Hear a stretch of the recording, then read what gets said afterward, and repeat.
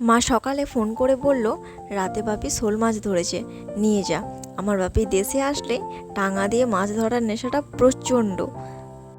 মাছ ভালো করে ধুয়ে বেছে পাঠিয়েছে, আর এদিকে আমসুটো ভিজিয়ে দিয়েছি। এই 5টা হলেই হয়ে যাবে।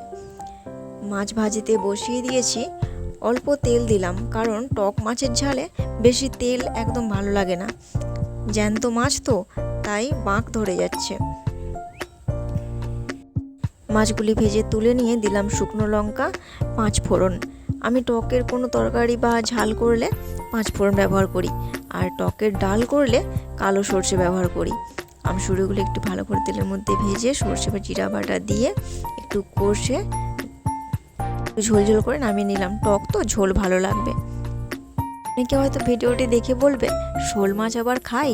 অনেকে আবার পছন্দ করে, বিশেষ করে গ্রামের ছেলেরা যারা বাইরের দেশে থাকে, মন চাইলেও পায় না। তারা কিন্তু ভালো বোঝে কতটা টেস্টি, তাই না বলুন?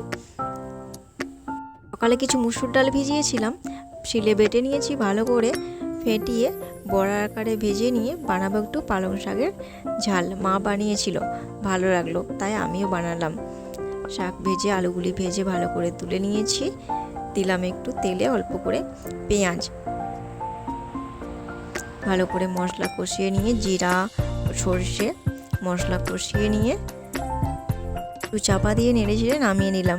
আমি যে কোনো কিছু ঝাল করলে মশলা করার পর জল দিই না, আলু সবজি ভালো করে ভেজে নিই, কারণ জল দিলে স্বাদটা অন্যরকম লাগে, শুকনো শুকনো ভালো লাগে।